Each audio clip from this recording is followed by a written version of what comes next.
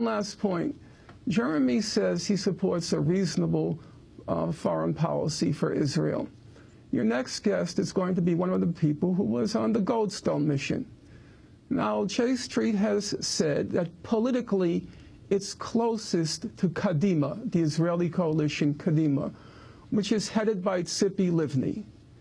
Tzipi Livni said during the Israeli assault on Gaza that Israel, now I'm quoting her, Israel went wild in Gaza, which is what I demanded.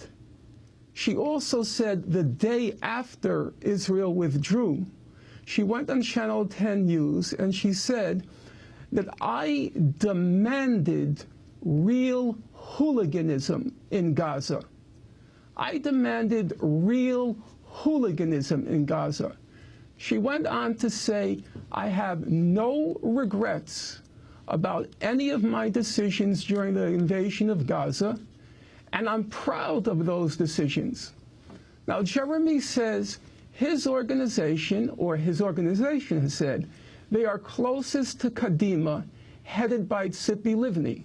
So I have to ask him, Jeremy, is going wild and real hooliganism your idea of a moderate foreign policy?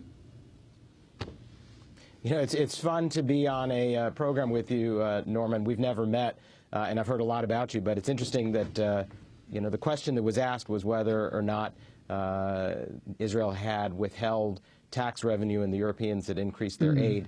And I thought I'd just answer the question rather than attack you. The question, Juan, is correct. Initially, the Israeli government did withhold tax revenue. It has subsequently released that tax revenue. So that issue is now off the table. What the Europeans agreed to do was to advance aid that was otherwise already committed in order to make up the cash flow problems that were facing the Palestinian Authority. And that's the kind of you know, reasonable answer that I think a question like yours demands.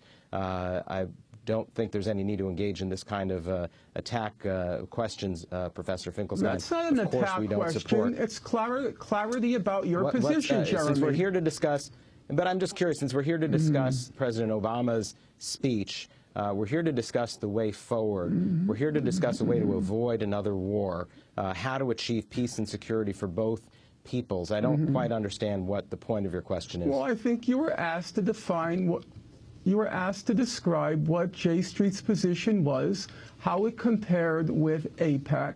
And so I think as a point of clarity, what do you consider an Israeli reasonable foreign policy?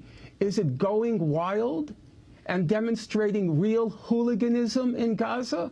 Is that your idea of a reasonable Israeli foreign policy? Because that's what Tzipi Livni said. I can't change her words. That's what she said. Last I checked, I'm not Tzipi Livni's spokesperson. I'm not American Friends of Kadima.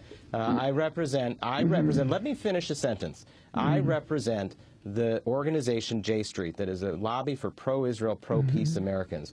We believe in Israel's right to exist. We believe in the right of the Jewish people to a national homeland of their own. We believe in the right of the Palestinian people to a national homeland of their own. We define being pro-Israel as being as well pro-Palestinian, and we're tired of this pro and anti dynamic.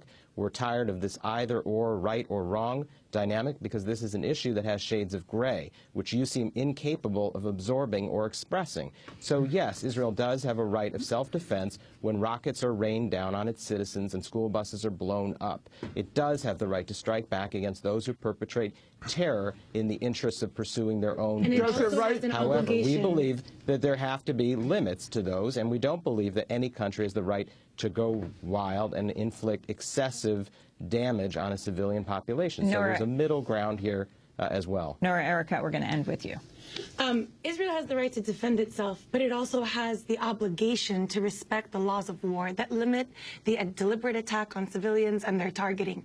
What happened in Gaza is unacceptable, and any solution requires Obama not to map out and reiterate these same principles over and over. What the U.S. needs to do is to apply pressure to end the settlement expansion, to dismantle them, to dismantle the wall pursuant to the ICJ decision, to hold Israel accountable responsible for Operation Cast-Lead to remove Israel's forces from the Jordan Valley, and then we can discuss these other matters on principle. Well, we're going to talk about the Goldstone report in just 1 minute. I want to thank Noura Erakat, Palestinian human rights attorney, for joining us.